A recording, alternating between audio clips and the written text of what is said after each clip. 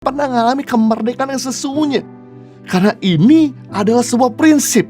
Mengaku kepada Tuhan, Tuhan ampuni dosa-dosa kita. Tetapi mengaku kepada sesama, belenggu dosa kita dilucuti.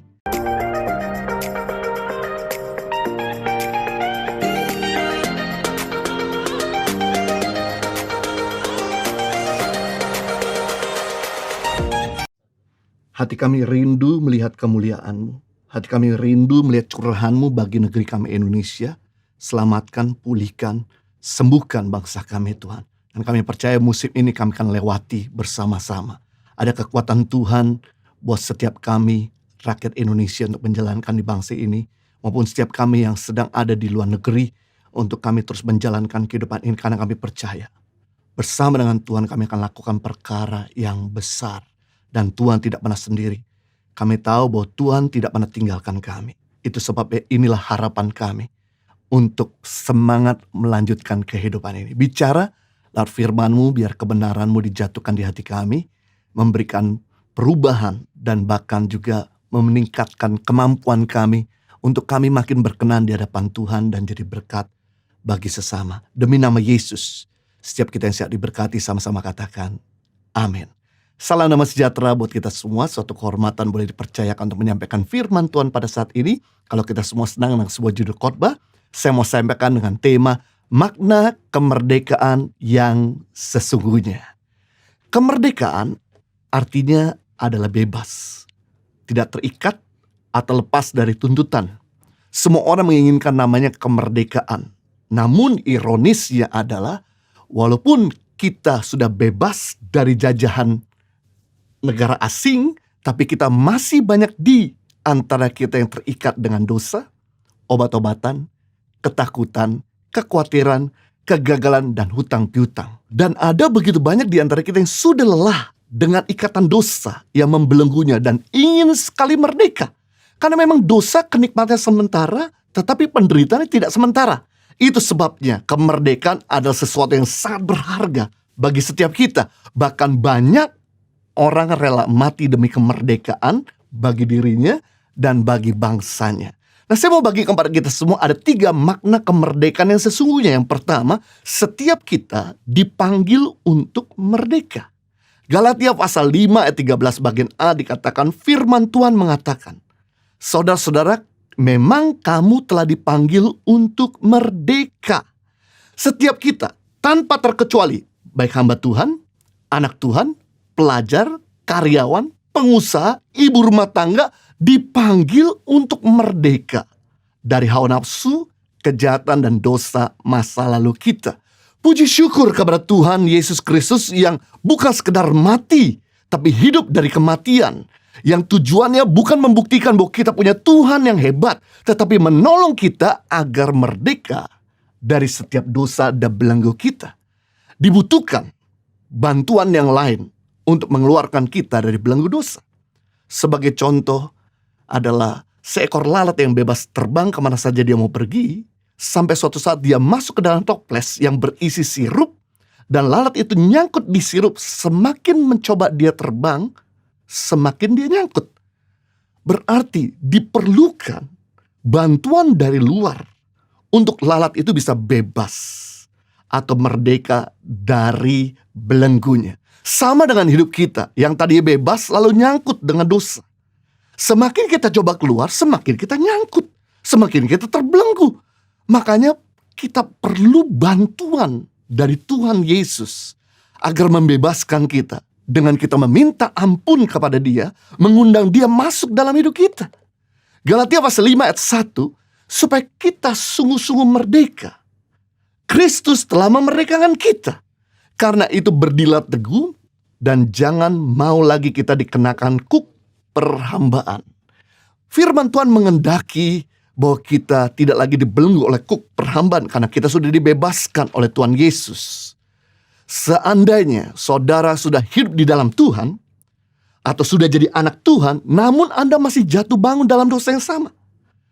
Selain Anda mengaku kepada Tuhan, dosa-dosa Anda juga perlu mengaku kepada orang yang Anda percayai. Agar Anda bisa didampingi dan keluar dari belenggu dosa kita. Karena dibutuhkan bantuan yang lain agar kita bisa merdeka. Firman Tuhan berkata dalam Yakobus pasal 5:16, karena itu hendaklah kamu saling mengaku dosamu dan saling mendoakan supaya kamu sembuh.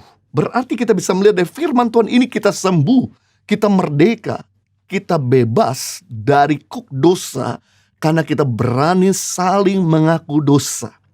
Saling mengaku dosa bukan kepada Tuhan, karena Tuhan tidak pernah buat dosa. Saling mengaku dosa berarti kepada orang yang Anda percayai, kepada orang yang Anda nyaman untuk berbicara.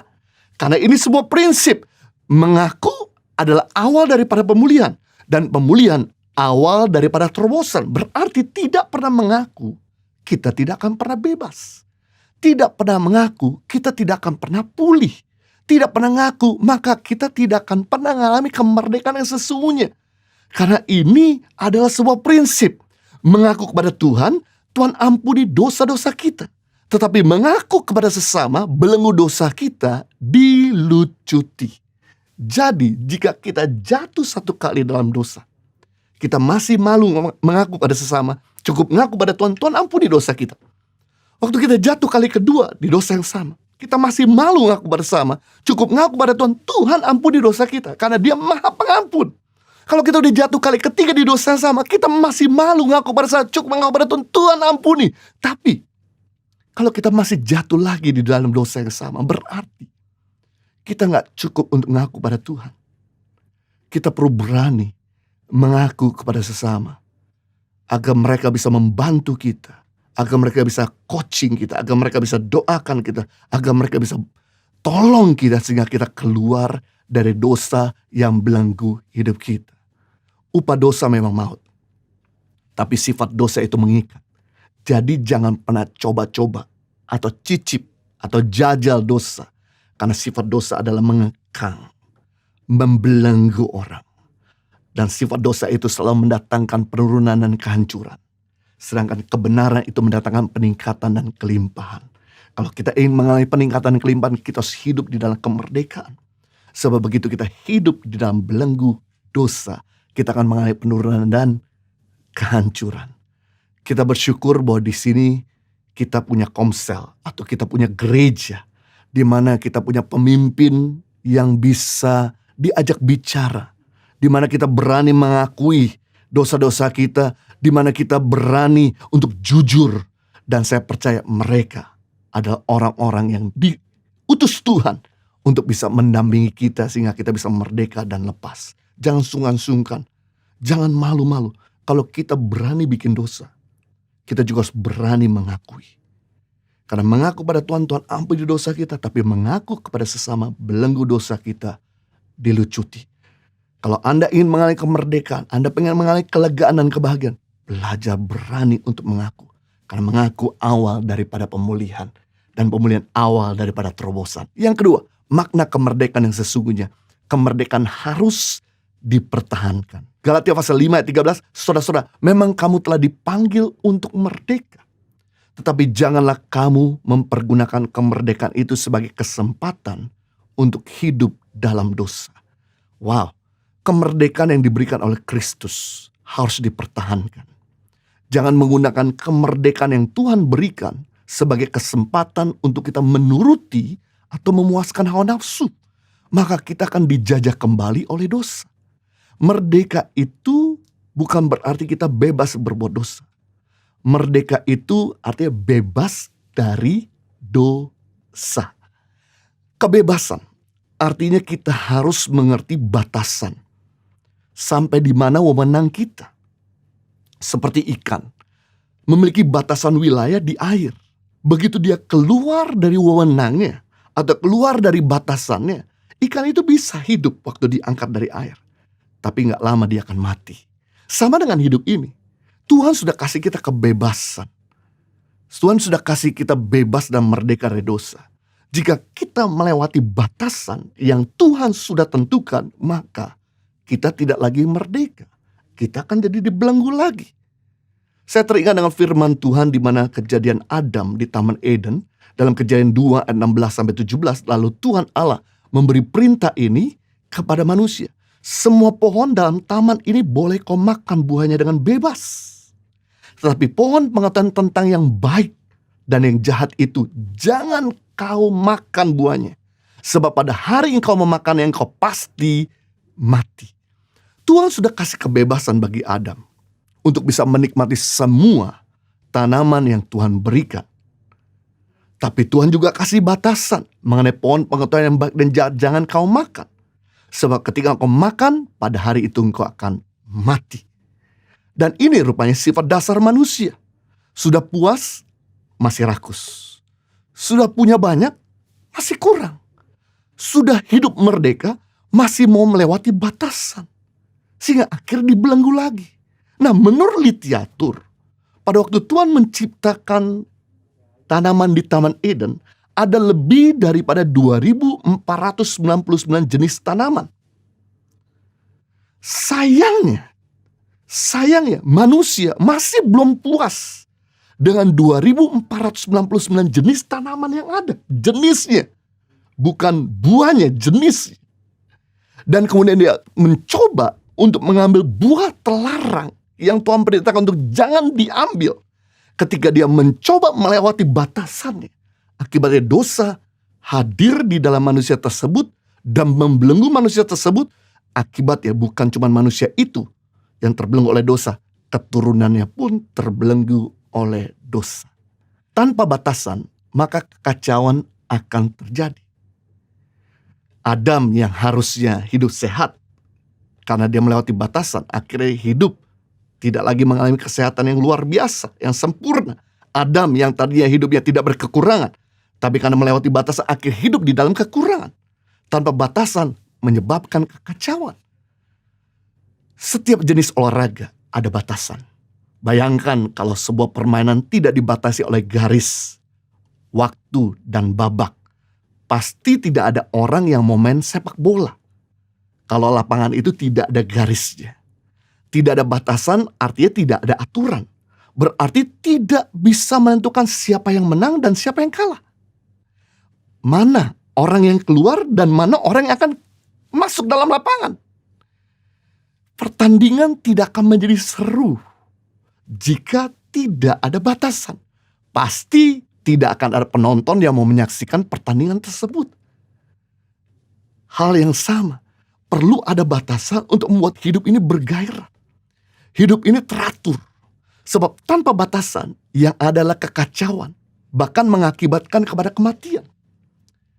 Kita berani bawa keluarga dan anak-anak kita yang masih kecil ke kebun binatang, sekalipun ada binatang buas di sana. Karena ada batasan antara kita dan binatang-binatang buas tersebut. Selama kita masih ada dalam batasan, kita aman. Dan bebas melakukan apa saja yang kita mau. Memberi makan binatang tersebut, ataupun kita memfoto dari jarak yang jauh, dan lain sebagainya. Namun, kalau kita coba melewati batasan dan buka kandang singa tersebut, bukan hanya nyawa kita yang terancam, nyawa orang-orang di sekeliling kita pun ikut terancam. Batasan membantu kita mengikuti aturan main. Itulah yang kemudian melindungi kemerdekaan kita, kedamaian kita. Kalau kita mau melindungi kesehatan, kita harus hidup dalam batasan yang ditentukan oleh dunia kesehatan. Ada batasan aman kadar gula dalam darah. Ada batasan aman untuk kolesterol, asam urat. Ada batasan aman untuk tekanan jantung.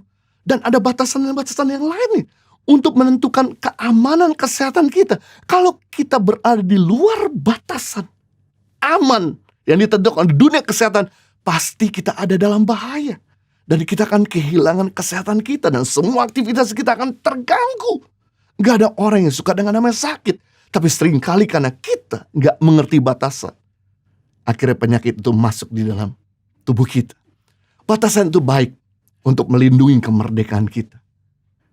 Kalau kita sakit, kita jadi gak lagi merdeka. Tapi kalau kita sehat, kita merdeka.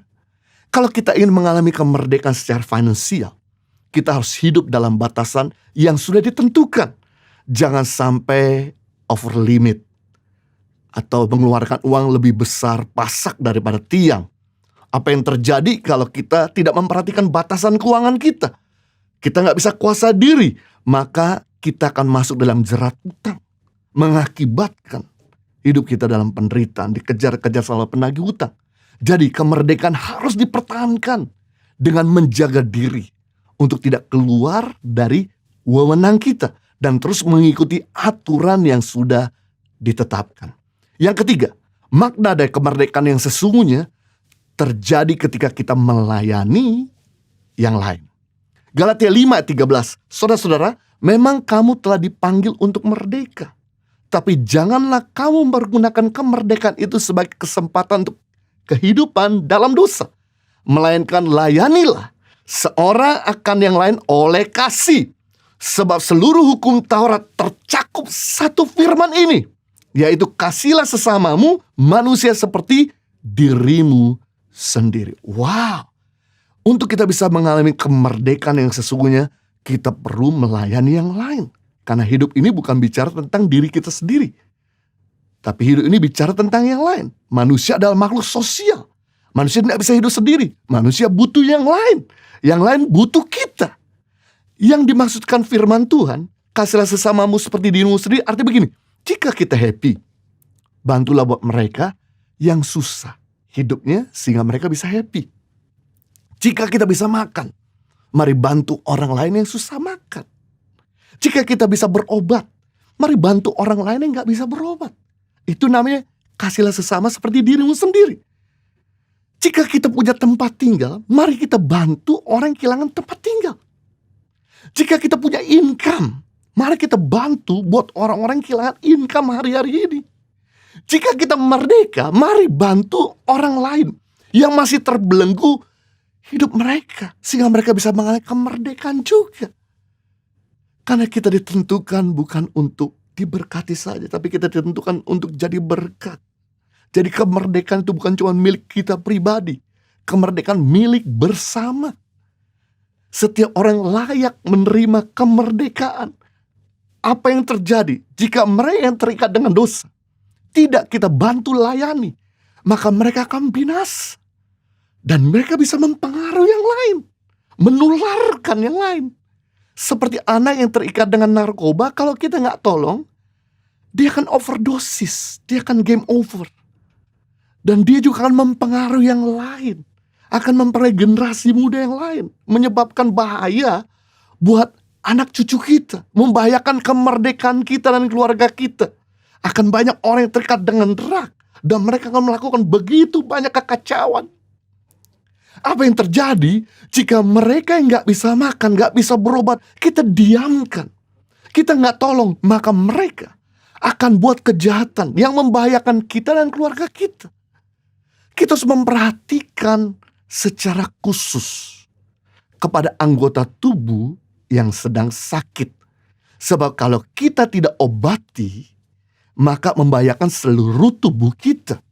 Sebagai contoh, kalau kita kena luka di tangan atau kaki kita nggak obati, maka bisa terinfeksi atau kena tetanus yang menyebabkan demam tinggi dan berakhir kepada kematian. Penyakit yang simple dan sederhana, kalau kita nggak obati, akan menyebabkan bahaya besar. Hal yang sama kalau kita nggak tolong mereka yang susah, yang simple, akan menyebabkan bahaya yang besar, bukan cuma untuk mereka, tapi untuk kita juga, untuk kebersamaan kita. Beberapa hari yang lalu, kami diberi kabar oleh tim konselor kami. Ada beberapa orang yang coba mau bunuh diri.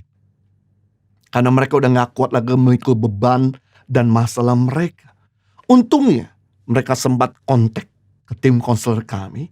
Dan mereka akhirnya bisa didampingi, didoakan, dikuatkan, dilayani, dinasehati, dibimbing sehingga akhirnya mereka pulih dan mereka bisa punya pengharapan kembali. Berarti kita bisa melihat orang putus pengharapan sekalipun bisa punya pengharapan kalau ada orang-orang yang mau mendampinginya, yang mau menolongnya. Sebetulnya kegelapan tidak pernah ada di sekitar kita. Kenapa kegelapan ada? Karena terang tidak bercahaya. Yang kita perlakukan untuk mengusir kegelapan yaitu nyalakan pelitamu, nyatakan kebaikanmu, tegakkan keadilan, bantulah yang lain, maka kegelapan akan sirna dari sekeliling kita dan bahkan dari bangsa kita. Di masa pandemik ada begitu banyak orang yang sedang membutuhkan bantuan dan perhatian kita. Yang kita perlu lakukan adalah mari kita bisa kontribusi apa yang kita bisa lakukan untuk mereka, baik melalui doa, pemikiran, dana, waktu, atau skill kita, sehingga mereka bisa keluar dari keterpurukan dan kita bisa menikmati kebahagiaan dan kita bisa mengecap kemerdekaan yang sesungguhnya. Hal ini bisa terjadi kalau kita nggak menutup mata untuk mereka. Karena firman Tuhan berkata ada lebih berbahagia memberi daripada menerima. Arti firman Tuhan artinya gini, bukan cuma kebahagiaan kita miliki, mereka miliki. Bukan cuma mereka miliki, tapi kita miliki. Ketika mereka pulih, ketika mereka bangkit, ketika mereka bisa sembuh, ketika mereka bisa mapan kembali, kebahagiaan itu bukan cuma mereka nikmati, tapi kita nikmati. Dan kita akan ada di dalam kedamaian di kota dan bangsa kita. Jadi kita belajar hari ini makna kemerdekaan. Yang pertama, setiap kita dipanggil untuk merdeka. Yang kedua, kemerdekaan harus dipertahankan, diperjuangkan dengan menjalankan batasan dan aturan yang sudah berlaku. Dan ketiga, kemerdekaan sesungguhnya terjadi ketika kita mulai belajar melayani orang lain. Saya berdoa agar hidup Anda bisa terus merdeka dan menolong sesama, sehingga ada begitu banyak orang yang bisa mengalami kelegaan lewat hidup kita. Mari kita berdoa. Bapa di surga, terima kasih untuk firman-Mu yang telah menginspirasi kami, yang telah menolong kami, sehingga kami belajar hari ini untuk kami merdeka. Kami yang masih terikat dengan dosa, kami perlu mengakui di hadapan Tuhan. Dan kami juga mau mengaku kepada sesama. Ketika kami saling mengaku dosa, maka kami sembuh. Kami merdeka, kami pulih, kami bebas. Tolong umat-Mu yang sedang terikat dengan hawa nafsu, biar Kau boleh bebaskan mereka. Biar Tuhan boleh tolong mereka. Buat umat-Mu yang saat ini sedang sakit, biar Kau juga boleh menyembuhkan mereka. Belas kasihan-Mu turun. Terimalah kesembuhan dari Tuhan dalam nama Yesus. Buat umat-Mu yang saat ini sedang terikat dengan hutang, Tuhan bantu dan tolong supaya ada cara-Mu yang ajaib dan hikmat-Mu, sehingga mereka bisa melunaskan hutang-hutang yang ada. Buat umat-Mu yang sedang terikat dengan ketakutan, kekhawatiran, kecemasan yang menghantui hidup mereka, biarlah Tuhan memberikan sukacita dan pengharapan hari ini juga, saat ini juga, dan terimalah dalam nama Yesus. Buat mereka yang sedang berduka cita, kehilangan orang yang mereka cintai, biarlah ada kekuatan Tuhan sehingga mereka boleh merdeka dari duka cita menjadi sukacita. Ratapan mereka menjadi tari-tarian di dalam nama Yesus. Hamba juga berdoa mereka, biarlah mereka yang sudah mengalami kemerdekaan bisa mempertahankan kemerdekaan mereka dengan mengikuti firman Tuhan dan menjaga batasan wilayah, otoritas dan wewenang mereka. Mampukan mereka dan ingatkan mereka, taruh pagar api berduri supaya mereka tidak keluar rencana Tuhan, tapi paksakanlah rencana Tuhan dalam kehidupan mereka. Demi nama Yesus, hamba juga berdoa, biarlah mereka juga boleh jadi berkat bagi banyak orang. Walaupun mungkin di dalam keterbatasan mereka masih bisa menolong suatu hal yang luar biasa dan mulia. Dan Tuhan perhitungan hal itu. Dan kami akan melihat melalui hidup mereka. Maka akan begitu banyak orang yang dimerdekakan, dibebaskan dari belenggu dan ikatan mereka. Dan pasti setiap umat-Mu yang menolong sesama, mereka akan makin diberkati dan mengalami kebahagiaan sejati. Demi nama Yesus, kita semua sudah diberkati, sama-sama katakan amin.